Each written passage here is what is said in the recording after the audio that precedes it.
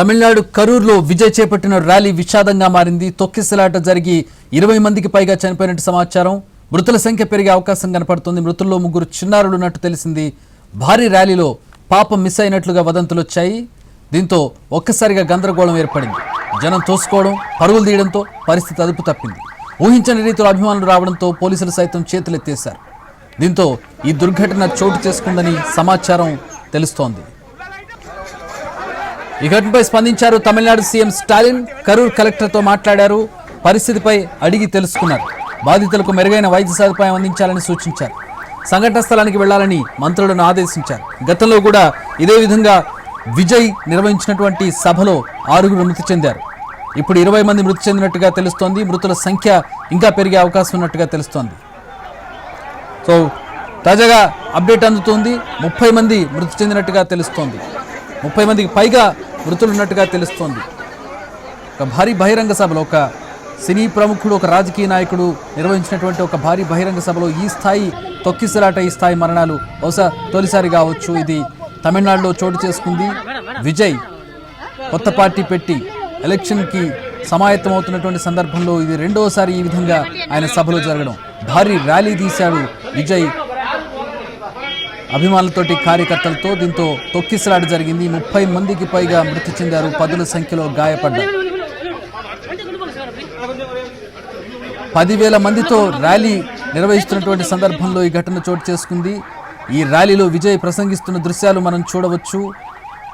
Open టాప్లో ఆయన ప్రయాణిస్తూ ర్యాలీగా వెళుతున్నటువంటి సందర్భంలో కిక్కిరిసినటువంటి జనసందోహాన్ని చూడొచ్చు.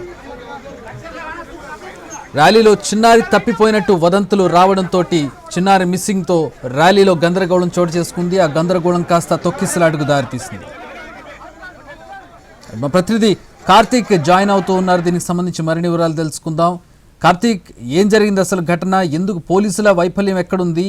ఇంత పెద్ద ర్యాలీ అంటే గతంలో జరిగిన దాన్ని దృష్టిలో పెట్టుకోకుండా కూడా ఇప్పుడు మళ్ళీ ఎందుకు రిపీట్ అయింది? ఇది ఎట్లా జరిగింది అసలు?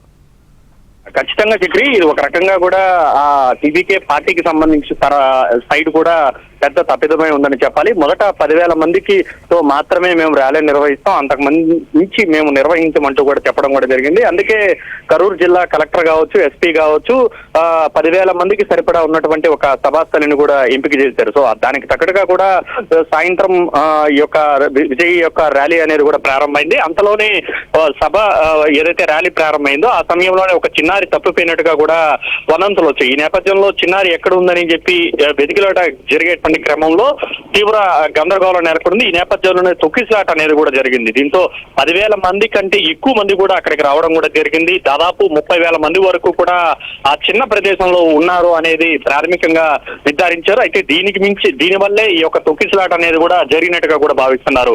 మొదట ఊపిరాడకుండానే చాలా మంది కింద పడిపోయి ఆ తొక్కిసలాటలో చనిపోయినట్టుగా కూడా తెలుస్తుంది. ఇప్పటి వరకు కూడా మనకు అందించినటువంటి సమాచారం మేరకు 33 మంది వరకు కూడా అక్కడ ఉన్నటువంటి కార్యకర్తలందరూ కూడా మరణించారు. అత్యంత బాధాకరమైన విషయం ఏంటంటే ఈ ఘటనలో 3 చిన్నారులు కూడా మరణించారు. వారి ఏజ్ సుమారు 6 నుంచి 7 ఏళ్ల మధ్యలో ఉన్నటువంటి 3 చిన్నారులు కూడా మరణించడం అత్యంత బాధాకరంగా ఉందని చెప్పాలి. రేపు ఉదయం కూడా స్టాలిన్ ఈ ఘటన మీద తీవ్ర దిగ్భ్రాంతి వ్యక్తం చేసి రేపు చనిపోయినటువంటి వారి కుటుంబ సభ్యులను వారందరినీ కూడా పరామర్శించడానికి రేపు కరూరులో సీఎం స్టాలిన్ కూడా పర్యటించబోతున్నారు. అయితే ఇది ఒకసారి కాదు, గతంలో కూడా ఏదైతే మదురైలో తొలి బహిరంగ సభ జరిగిందో పార్టీకి సంబంధించి, ఆ సమయంలో కూడా టీవీకే పార్టీకి సంబంధించి ఇదే తప్పిదం జరిగింది.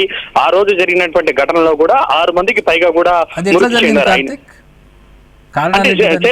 సేమ్ ఇలాంటి పరిస్థితి ఎదుర్కోవాల్సి వచ్చింది. వచ్చిన వారి కంటే ఎక్కువ మంది ఉన్నారు. అయితే ఆ సమయంలో తాగడానికి నీళ్లు లేకపోవడం కారణంగా ఒకరినొకరు తోసుకునేటువంటి సమయం ఏర్పడింది.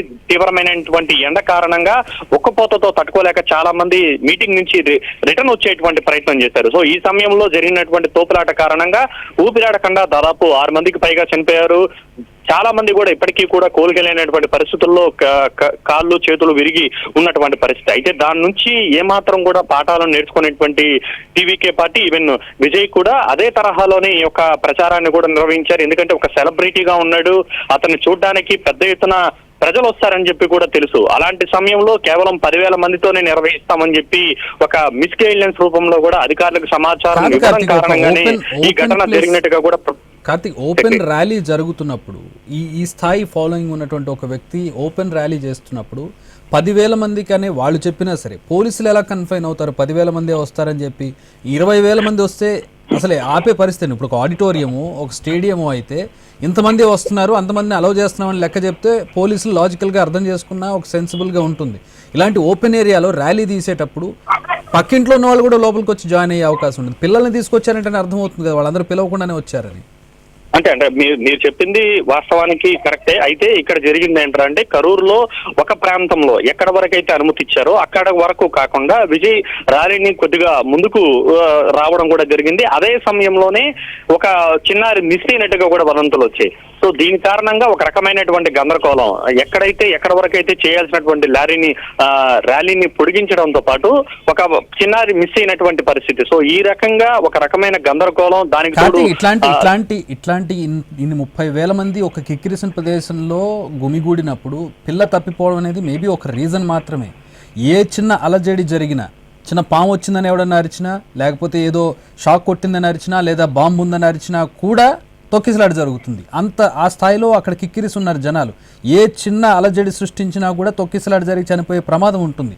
ఒక పాప తప్పిపోయింది అనేది మేబీ ఒక రీజన్ ఇప్పుడు కనపడుతుంది మనకు. అంతే ఖచ్చితంగా మీరు చెప్పింది అయితే 100% వాస్తవం. అయితే ఇది తమిళనాడు చరిత్రలోనే అత్యంత విషాదకరమైనటువంటి ఘటనగా కూడా చెప్పుకోవాలి. ఈ గతంలో చాలా ర్యాలీలు జరిగాయి, చాలా సార్లు జరిగాయి, కానీ ఈ స్థాయిలో ఎప్పుడు కూడా జరగలేదన్నది మాత్రం ఇక్కడ ఉన్నటువంటి అధికారులు కావచ్చు ప్రాథమికంగా నిర్ధారించారు. ప్రాథమికంగా అయితే ఇచ్చినటువంటి నిబంధనలను పూర్తిగా ఉల్లంఘించడమే ప్రధాన తప్పిదంగా కూడా చెప్తూ వస్తున్నారు. ఒక సెలబ్రిటీగా తనకంటూ ఉన్నటువంటి మాస్ ఫాలోయింగ్, దానికి కార్తిక్ 6 గంటలు లేటుగా వచ్చినట్టుగా తెలుస్తోంది విజయ్, వాస్తవమా? అది కూడా ఒక కారణంగా చెప్పుకోవచ్చా? అంటే 6 గంటలు దాదాపు సుమారుగా మధ్యాహ్నం సాయంత్రం 4 గంటలు ప్రారంభించాల్సినటువంటి ర్యాలీని ఆలస్యంగా ప్రారంభించారు. అయితే సభాస్థలికి ముందుకు వెళ్ళడానికి అవకాశం లేకపోవడం కారణంగా జనాలను తోసుకుంటూ కూడా ఈ ర్యాలీ అనేది ముందుకు సాగింది. అంటే ముందర ఒక ప్రోటోకాల్ అనేది ఉంటుంది, ముందుకు వెళ్ళడానికి కూడా ర్యాలీలో ఆ వాహనం వెళ్ళడానికి కూడా అవకాశం ఉంటుంది. అంటే అలాంటి పరిస్థితి లేకుండా పార్టీ కేడర్ మొత్తం కూడా వాహనం చుట్టుముట్టేయడం కారణంగా కదలడానికి కూడా లేనటువంటి పరిస్థితి ఏర్పడింది. దీంతో ఎక్కడెక్కడైతే 5 నిమిషాలు ఆగి ముందుకు వెళ్ళడం కూడా ఈ ఘటనకి కారణంగా చెప్పుకోవచ్చు. ఎందుకంటే చుట్టుపక్కల ఉన్నటువంటి వారందరూ కూడా విజయ్ లాంటి సెలబ్రిటీ ఉన్నటువంటి నేపథ్యంలో ఆ సమయంలో ఉన్నటువంటి ప్రాంతం నుంచి ఆ పక్క ప్రాంతానికి కూడా రావడం కూడా జరిగింది. ఒకటి ఆలస్యం చేయడం, నిబంధనలను పాటించకపోవడం, 10,000 మందితో అని చెప్పి చిన్న ఇరుకైనటువంటి సభ కాకుండా దాని పక్కనే ఉన్నటువంటి వేరే ప్రాంతాల్లో కూడా మేము అనుమతి ఇచ్చుంటాము అనేది మాత్రం పోలీసులు చాలా గంటాపరంగా చెప్తున్నారు. ఈ 10,000 మందికే దాదాపు 800 మందికి పైగా కూడా పోలీసులు పెట్టాం. మిగతా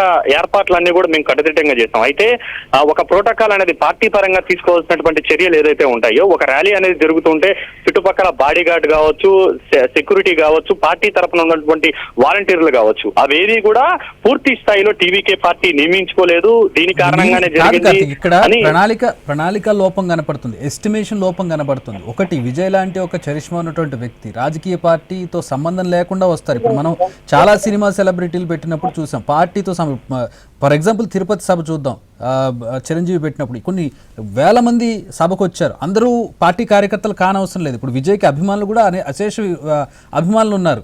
అందులో పార్టీ కార్యకర్తలతో పాటు అభిమానులు కూడా వస్తారు. అందులోని వీకెండ్ ఈరోజు అందరూ ఖాళీగా ఉంటారు, వచ్చే అవకాశం ఉంది. ఫస్ట్ థింగ్, ఎంతమంది వస్తారనేది అంచనా లేకపోవడం. రెండోది, అలాంటి లొకేషన్ చూస్ చేసుకోవడం అనేది చాలా ప్రణాళిక లోపం కనపడుతుంది ఇక్కడ. అసలు అట్లాంటి లొకేషన్ చూస్ చేసుకుని ఇన్ వర్స్ట్ కేస్ ఎక్కువ మంది వస్తే ఏంటి, వస్తారు కూడా, వస్తే ఏం చేయాలనే దానికి సంబంధించి ప్లాన్ బి లేకుండా, ప్రణాళిక లేకుండా చేసినటువంటి దానికి ఇప్పుడు ఫలితం ఈ 30 మంది మృతి. దాదాపు ఇంకా సంఖ్య కూడా పెరిగేటట్టుగా కూడా కనబడుతుంది. అత్యంత చాలా అంటే చిన్నపిల్లలు ఇప్పటికీ 3 చనిపోయారు. మనకున్నటువంటి తాజా సమాచారం మరొక 4 పిల్లలు కూడా చనిపోయినట్టుగా కూడా తెలుస్తుంది. సో ఇలాంటి పరిస్థితిని తమిళనాడు ప్రభుత్వం మీద కూడా పెద్ద ఎత్తున ఇప్పుడు విమర్శలు ఎదుర్కోవాల్సినటువంటి పరిస్థితి ఏర్పడింది. ఎందుకంటే గతంలో జరిగినటువంటి తొక్కిసలాటను దృష్టిలో పెట్టుకొని పూర్తి స్థాయిలో ఒక ప్రణాళిక బద్ధత, ఒక యాక్షన్ ప్లాన్ అనేది లేకుండా కూడా ఈ యొక్క కరూరు సభకు అనేది కూడా అనుమతి ఇవ్వడం. దౌర్భాగ్యం ఏంటంటే ఫస్ట్ పార్టీ మీట్ పెట్టినప్పుడు జరిగిన తొక్కిసలాట్లు 6 చనిపోయిన దాన్ని కూడా దృష్టిలో పెట్టుకోకుండా కనీసం అంటే 6 మృతి అసలు nothing, they bothered about it nothing, అంటే వాళ్ళకి అసలు ఏ చీమ గుట్టినట్టు కూడా లేదు 6 చనిపోవడం అనేది. మళ్ళీ అలాంటిది జరుగుద్దా అనే ఒక స్పృహ కూడా లేకుండా అంత దౌర్భాగ్యమైన స్థితిలో వీళ్ళు ప్లాన్ చేసి సభ చేసి 30 మందికి పైగా ప్రాణాలు తీసుకున్నాడు విజయ్. ఖచ్చితంగా ఈ విషయంలో అయితే టీవీకే పార్టీ అధ్యక్షుడు హీరో విజయ్ మీదే అన్ని వేళ్లు కూడా తప్పిదాన్ని కూడా ఎత్తి చూపిస్తూ ఉన్నాయి. ఒక సూపర్ స్టార్ గా అత్యంత క్రౌడ్ పుల్లర్ గా ఉన్నటువంటి విజయ్ లాంటి వ్యక్తి ఒక సభను ఒక సమావేశాన్ని ఏర్పాటు చేస్తే ఏ స్థాయిలో జనాలు ఉంటారనేది కూడా అందరికీ తెలిసిన విషయమే. అలాంటిది ఒక అనుమతి ఇచ్చారు, అన్ని జరిగాయి, ఒక పోలీసులు అనేది ఉంది. సో దానికి తగ్గట్టుగా పార్టీ పరంగా తీసుకోవాల్సినటువంటి ఒక యాక్షన్ ప్లాన్ కానీ ప్రణాళికాబద్ధంగా ఏ టైంలో రావాలి, ఏ టైంలో వెళ్ళాలి, జనాలను ఎంతవరకు ఉన్నటువంటి ప్లేస్ లో తాము నిర్వహించుకోవాల్సినటువంటి బాధ్యత ఉంటుంది అనేటువంటివి ఏమీ లెక్క చేయకుండా జస్ట్ 10,000 మందితో మాకు అనుమతి కావాలి అని చెప్పి మాకు ఈ స్థలం ఇస్తున్నాం ఇంత సరిపోతుంది అని చెప్పి అక్కడ నిర్వహించడమే కాకుండా ఆలస్యంగా రావడం, ఇలాంటి ఒక అసంబంధమైనటువంటి సంబంధం లేనటువంటి పుకార్లు రావడం, ఇవన్నీ కూడా వచ్చి మీరు చెప్పినట్టు చిన్న పాప తప్పిపోయింది అనేది ఒక కారణంగానే మాత్రమే తెలుస్తుంది. కానీ అయితే విజయ్ని చూడడానికి ఎగబడ్డారు, ఆ ఘటనలోని జరిగిందనేది మాత్రం అది అందరికీ తెలిసినటువంటి వాస్తవంగా కూడా చెప్పుకోవాలి. అయితే ఈ ఘటన మీద మాత్రం తమిళనాడు ప్రభుత్వం అత్యంత సీరియస్ అయింది. ఇప్పటికే కూడా సీఎం స్టాలిన్ కరూరు జిల్లా కలెక్టర్ తో పాటు ఎస్పీతో కూడా మాట్లాడడం కూడా జరిగింది. ఘటన మీద గంట లోపు కూడా నివేదిక ఇవ్వాలి, అసలు ఏం జరిగింది, ఎందువల్ల జరిగింది అంటూ కూడా చెప్పడం కూడా జరిగింది. ఇంకొక అన్ఫార్చునేట్ థింగ్ ఏంటంటే ఇన్వెస్టిగేట్ చేస్తారు, అంత కారణాలు బయటకు వస్తాయి, కానీ ఎవరికీ శిక్ష పడదు కార్తీక్. శిక్షించాల్సిన బాధ్యులు ఎవరు ఉండరు. అలా బాధ్యుడు ఉంటే ఫస్ట్ విజయ్ని శిక్షించాలి.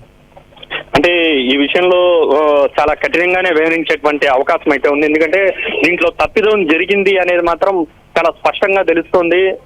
మిస్లీడింగ్ జరిగింది అంటే ఇక్కడ పోలీసులను ఇటు జిల్లా అధికారులను కూడా టీవీకే పార్టీకి సంబంధించినటువంటి వారందరూ కూడా మిస్లీడింగ్ చేశారు, సరైన టైంకి రాలేదు. ఎందుకంటే ఒక హీరో అనే వ్యక్తి వస్తే గతంలో కూడా మనం చాలా వాటిని చూసాం. కంపారిజన్ చూసుకుంటే ఇటు హైదరాబాద్ లో జరిగినటువంటి పుష్ప ఘటన కావచ్చు, దానికి ముందు ఘటనలో జరిగినటువంటి వాటన్నిటి కూడా కలిస్తే ఆ టైంకి వచ్చి వెళ్ళిపోతే ఎలాంటి ఇష్యూ ఉండదు. అలా కాకుండా ఆలస్యంగా రావడం, వచ్చిన తర్వాత కూడా దాన్ని మరింత ఆలస్యంగా చేసేలాగా ఒక ప్రణాళిక యాక్షన్ ప్లాన్ అనేది లేకుండా కనీసం వాహనాన్ని తమ పార్టీ కేడర్ ని కూడా జరుపుకోలేకుండా కూడా ఇరికి చేసినటువంటి పరిస్థితులు. అంటే ఎక్కువ మంది కనబడాలి, ఆ డ్రోన్ కెమెరా విజువల్స్ కావచ్చు, వీటికి కావచ్చు, ఎక్కువ మంది అక్కడ ఆ క్రౌడ్ అనేది కనబడాలనేటువంటి ఉద్దేశంతో ప్లాన్ చేశారనేటువంటి విమర్శలు గతంలో జరిగినటువంటి ఏదైతే ఇడపాని పళనిస్వామికి సంబంధించినటువంటి ఆ నియోజకవర్గంలో జరిగినటువంటి ర్యాలీ సమయంలో కూడా ఇదే విమర్శలు విజయ్ మీద వచ్చాయి. కానీ దాని నుంచి మాత్రం టీవీకే పార్టీ నేతలు మాత్రం ఎలాంటి ఇది కూడా నేర్చుకోలేదు పాఠాలు అనేది కూడా.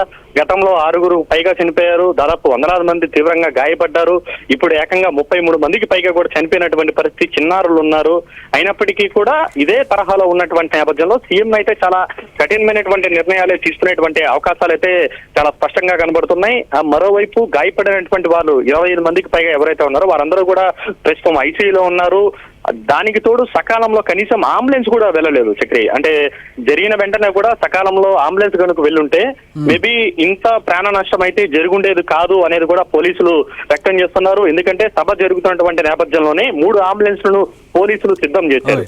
ఆ టైంకి లోపలికి వెళ్ళలేనటువంటి పరిస్థితిని కూడా అక్కడ ఉన్నటువంటి ప్రజలు, అక్కడ ఉన్నటువంటి పార్టీ క్యాడర్ తీసుకురావడం కారణంగా ఈ ఘటనలో ఎక్కువ మంది చనిపోవడానికి కూడా ఒక కారణంగా మారిందని చెప్పుకోవాలి. ఇది మరింత బాధాకరమైనటువంటి విషయంగా కూడా చెప్పుకోవాలి. అంబులెన్స్ నుండి పూర్తి స్థాయిలో వారిని రక్షించలేకపోయారని కూడా చెప్పుకోవాలి. ఖచ్చితంగా బాధాకరమైనటువంటి విషయం. ఒక రాజకీయ నాయకుడి సభలో తొక్కిసలాట జరిగి 30 మందికి పైగా మృతి చెందడం, 10ల సంఖ్యలో గాయపడడం, పిల్లలు కూడా అందులో ఉండడం చాలా దురదృష్టకరం.